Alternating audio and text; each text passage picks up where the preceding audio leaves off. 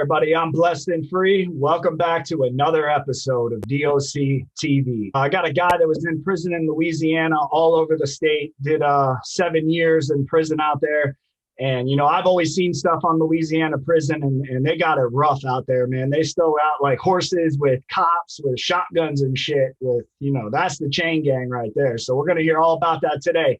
If you're new and you're tuning in for the first time, go ahead and hit that subscribe button and turn your post notifications on so you get notified every time I drop a video. So, man, why don't you go ahead and introduce yourself to the people watching, man. Go ahead and tell them your name and obviously where you're from. Thanks for letting me be on the show too, by the way, man.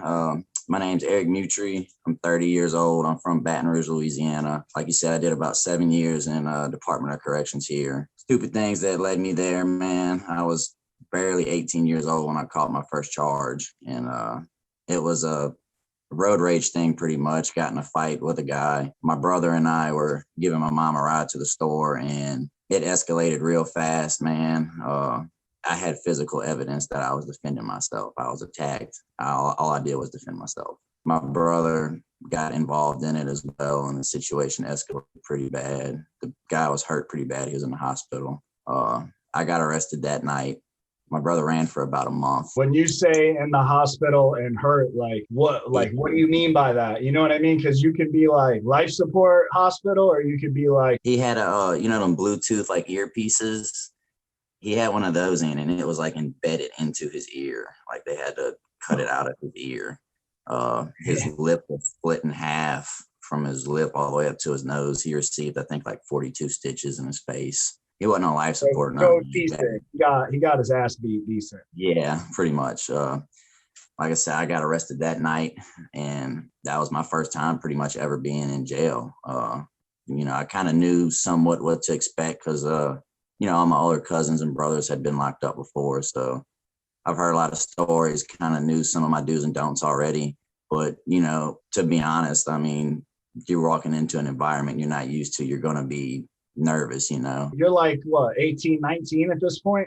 I just turned 18 years old. I can't relate to that, bro. I went to jail when I was 18 and I was scared. It's scared of the unknown. You don't know what you're walking into. What did you walk into? It was 2008, Hurricane Gustav had just hit. So the jails are packed. I mean, I sat in central booking for over 10 days, no toothbrush, no shower, no mattress, no nothing, until I finally got processed and made it to the back. And the line that I made it on was called the GD line. It's a big open dorm, about 170 people or so, and it's all youngsters they put in there. And it is wild. There's no lockers. You don't have a lock to put your stuff in. And your laundry sack, that's your stuff in there, sticking under your bed or hanging off of your bed, so there's a lot of stealing. There's a lot of fighting going on behind that. They used to have Friday night fight nights for entertainment. They would take a handful of people, put your name on a piece of paper, put it in a bowl, pull names and match people up, make you fight. Just that's entertainment on the weekend in there. Yeah, we had that in our jail too, man. So explain kind of how does it work out there? You say, so obviously you're like in a JIT dorm with kids, probably like 24 and under. So are there gangs in there, or is everybody just hanging with where they're from? Yeah, everybody. It's just like a melting pot, man. There aren't any gangs in prison down here like that. I mean, you might have some people from other areas, but there's no groups of gangs or anything in there. Everybody just mingles with everybody. So when you walk in, then are they stepping off in your chest and being like, hey, bro, what time? Let's see what time it is. Not really. It's not really like that. They don't do the TOH thing. Pretty much you walk in, I mean, people are going to approach you, where you from, all that good stuff. And, if they think that they can get over on you, they're going to try to, pretty much. I mean, it's just like anywhere you stand up for yourself and fight, you're going to be okay, But if how long was it before you had to stand up for yourself, man? Probably about 2 weeks, man. They tried to move me. Yeah, they tried to move me out of there. They said my bond was too high to be on that dorm. So they were going to move me elsewhere in the prison. And I was in the holding tank waiting to be moved to the other dorm. And I didn't even do anything, man. It was just some other people taking advantage of a young kid, they tried to make me fight another guy for entertainment, pretty much. They're like, y'all should fight, And I don't want to do that. I don't have any problems with him. I don't even know him. Yeah. They got in his head, bucked his head up. So we fought. And, I was maybe 130 pounds soaking wet, young kid. They were having the Jits do like send you guys on missions, basically. I mean, yeah, there's pretty much no respect in there, man. Like it's pre-trial, like they don't rebook you in East Baton Rouge Parish Jail if you get a serious, and like if you stab somebody or something like that, you're not getting rebooked. They're getting street charges. They're going to throw you in the hole for a little bit, let you right back out. Well, what happened when they told you to fight Jit and you said, nah, I'm good? Well, it wasn't really I'm good. It was, all right, let me finish eating my chow and, we'll go in the corner and get down. Oh, so you actually were like, all right, I'm going to do this. Yeah, I tried not to at first, man. I didn't want to, but at that point, I'm like, I can't back away from it, So we went in the corner. They'll just torture you, bro. If you would have backed out of that, they would have tortured you, bro. Trust me. Oh, yeah, no doubt. That was the road to many things like that to come, that there's nothing to do at that place, man. You're inside all the time. That's pretty much all that goes on there. No consequences. What happened when you fought dude? I was surprised like hell, man. I two-pieced him and that was it. He didn't even get a lick off on me. Yeah, bro. But it escalated. That's good, bro. At least you got your first win, you know what I mean? And shit, two-pieced them. Yeah, I did, pretty, man. Bro, looking good. Yeah, it wasn't over there though. I know.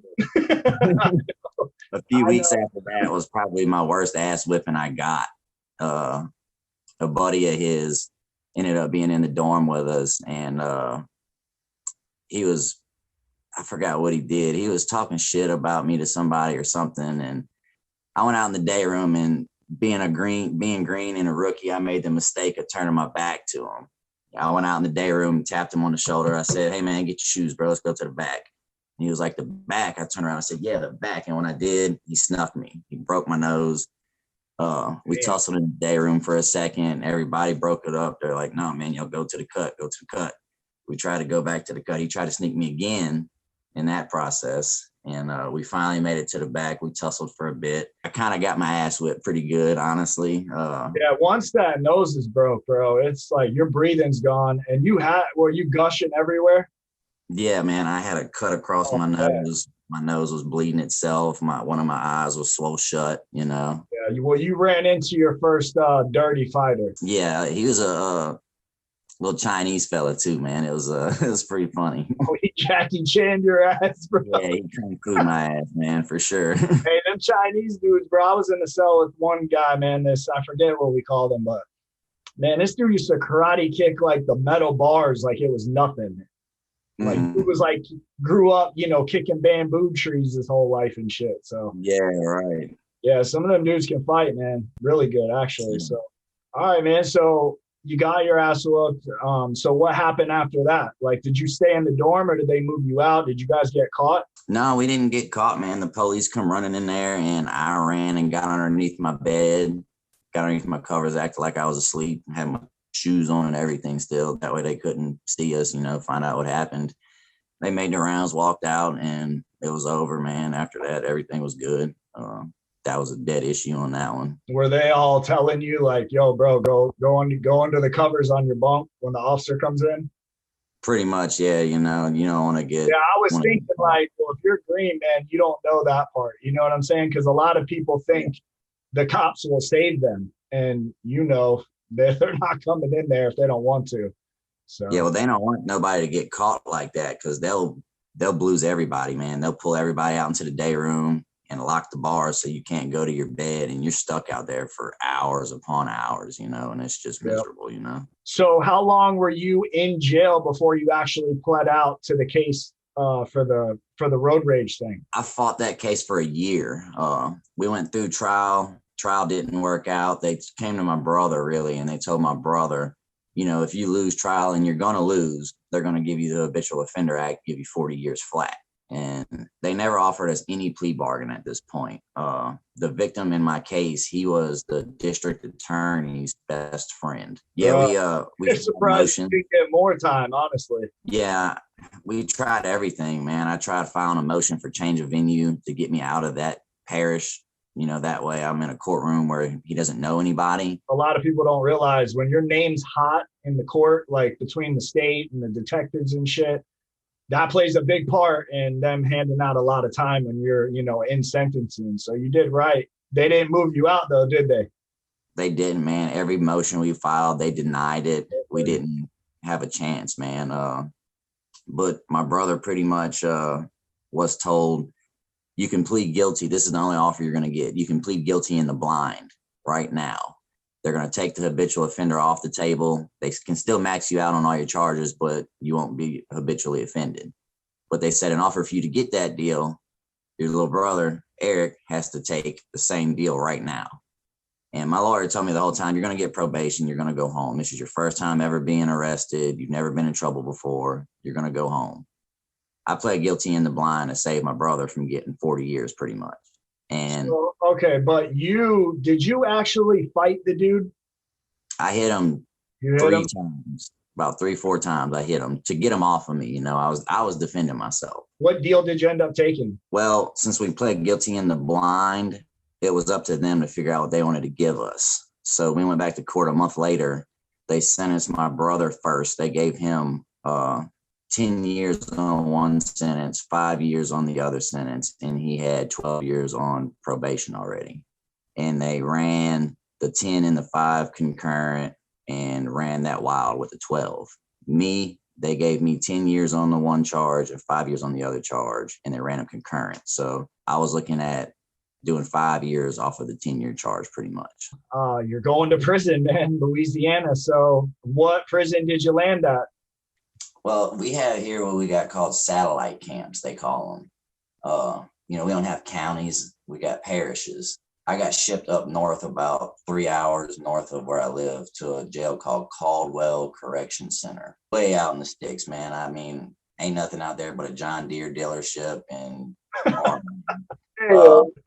and I didn't get there until about 10:30 at night. And I was honestly, I was nervous. I've never been to prison before, so I didn't know what to expect, really, what it was going to be like. What kind of prison is this as far as like, do you guys have levels out there as far as like custody, or they just put everybody in together? Just put everybody in together, man. So you're going in there with some fucking real deal gangsters. I mean, somewhat. At this particular place at the satellite camps, they don't usually house people that have a whole lot of time. The actual prisons here, like Angola, Hunts, DCI. I've been to Angola is the biggest. You went to Angola? No, I didn't go to Angola. Yeah, I heard that place is treacherous, man. I saw some shit on the Discovery Channel, man. Yeah, that's the farm, man. It's its own city. It's got its own postal code. Yeah, fuck all that. I'm not trying to go to that city. But underneath that, though, the second biggest prison is Elaine Hunts and then DCI. I went to Hunts and DCI as well. All right, man. So how old are you when you land in prison? What's your age at this point? 19. When I got shipped to Caldwell Correction, I was 19. All right, man. So even though there's not people there with a lot of time, you're still walking into prison. In Florida, man, if you're coming in Florida prison, at that age, you said what, 130, like your ass is gonna get tried. So how does that work out there? Do they do that? Not so much. This place really wasn't too bad. I mean, I've seen the most violent thing I probably saw in prison occurred at this place, but it wasn't even on somebody trying to get over on somebody. It was a respect thing pretty much. I didn't really have too many problems there. I might have gotten in one fight. I was there for a year, 14 months or so, and I didn't really get into any issues there. Might have gotten one fight the whole time I was there. All right. Well, you said you went to like 7 different prisons in Louisiana, right? Mm-hmm. What would you say was the most violent and crazy prison that you landed at during that time? It sounds crazy to the people who live here, probably, man, but East Baton Rouge Parish Jail, probably, man. It's worse than the actual penitentiary here. Yeah. Damn, that's crazy, man. It's I've just, never heard that. You know what I'm saying? Like I've heard some gangster ass jails, but not compared to when you go up the road to a real yeah, no, prison. man, I've been the last place I was at that I got discharged from in 15 was DCI, Dixon Correctional Institute. That's prison. That there's people doing life there, Yeah. and it's just more laid back. Everybody has to have a job. You have to go to work. They offer schooling and programs and stuff, so everybody's always busy. Everybody's always doing something.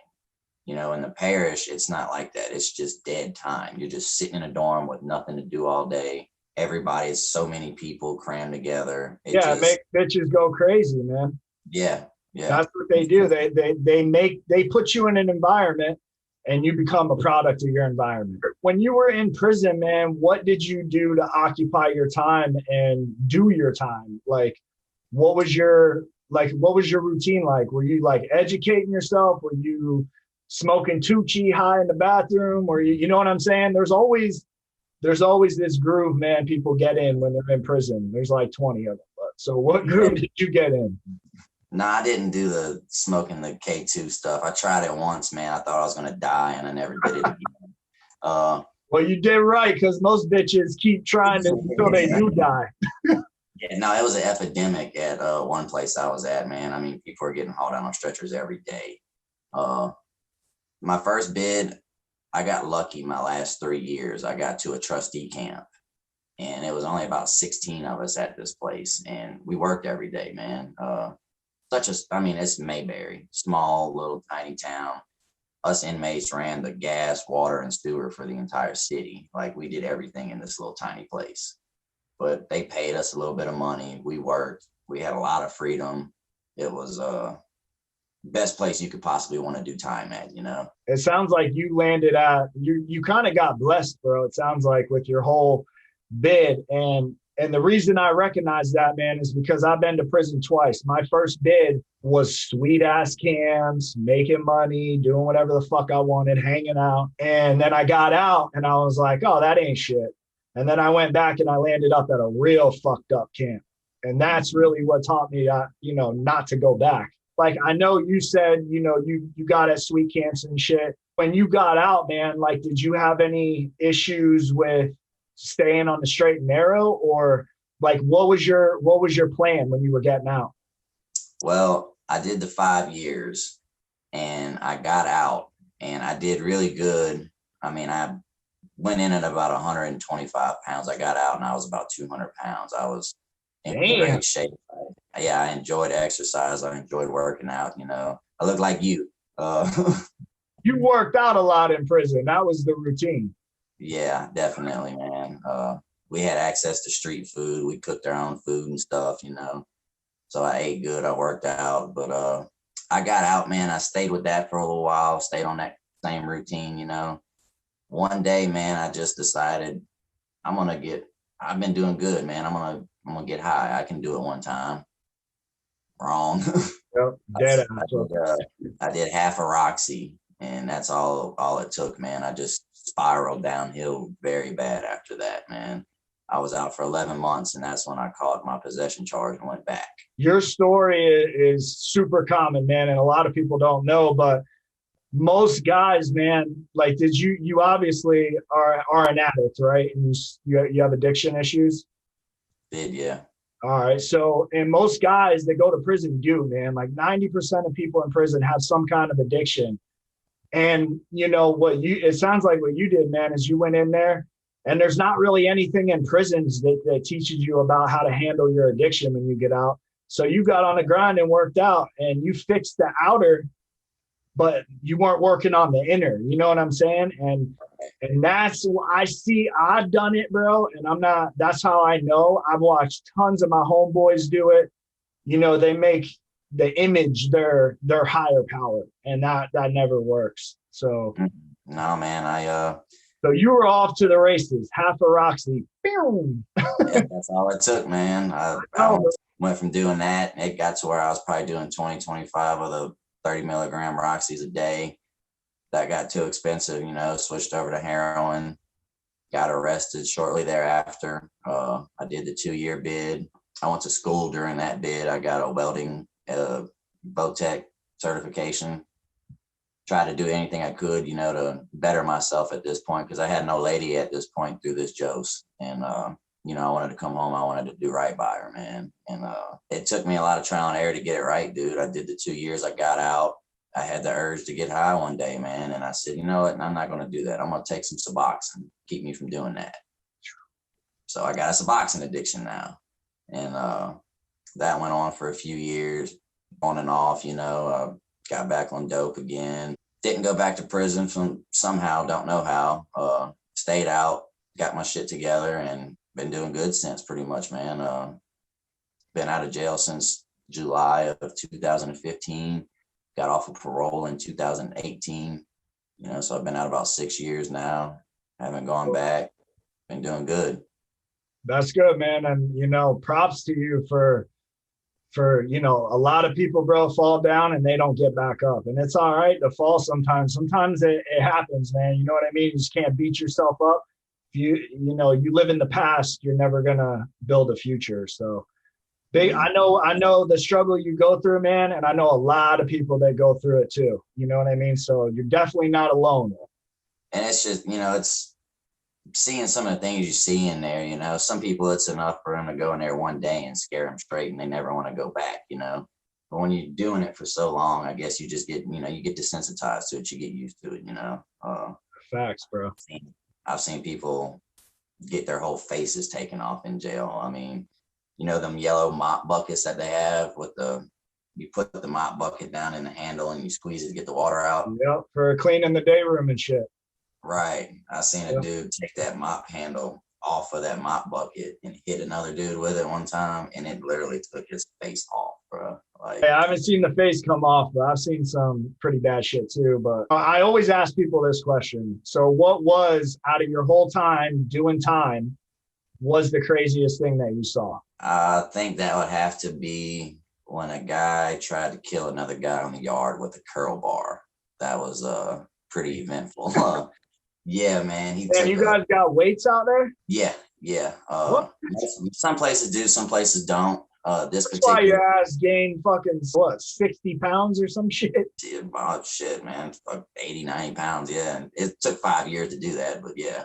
Yeah. I was a kid too, so I was still growing, Yeah, no, man. They broke the cable that, they keep the weights chained up most of the part for the free weights. Yeah. And they broke the chain, broke the cable on it. So you could go anywhere with them. And I think dude stole from his box inside the dorm, stole from him. And so he deserved it. He deserved it, yeah. Scumbag. Dude didn't say a word to him, man. They waited till he went outside. He grabbed that curl bar. Dude was playing basketball. We're working out. All you hear is ping. Turn around and look, and he's on the ground. And smacked him in the head with the curl bar, and he was standing on top of him. He flipped the curl bar around like that and was about to bring it down and crush his head in on the concrete. Damn. Dude rolled out of the way in split second, saved his life probably. Well, shit, man, it sounds like you got a lot more crazy stories. So maybe we'll have you back on and run a part 2 and hear some of these other crazy stories you got, man. But I appreciate you coming on the channel, man. And I really appreciate the fact that you're honest and you didn't come on and try to, I got all this shit figured out. Like, you admitted you failed, you fell down and you got back up. And people need to hear that, because that's what happens with the majority of people. Majority of people don't get out and fucking, live this perfect life. It's rare. Yeah, it took me a long time to figure out, man, not to get caught up in what other people think about you, man. Because at this point in my life, I'm not worried about portraying a certain image to people and what people think about me. I'm free. I got a good name. I got a daughter to take care of. I'm out here doing what I need to be doing, and that's all that matters. Yeah, out here being a man, handling your shit. I appreciate you coming on the channel, bro, sharing your story. If you're new and you're tuning in for the first time, this is the kind of shit we do on this channel. We talk about crime, prison, jail. I cover different cases and bring people on to tell their story. If you're interested in telling your story, shoot me an email at doctv813@gmail.com. Don't forget to turn on those post notifications so every time I drop an episode, you can hear it first. And with that is DOC TV, and we're out.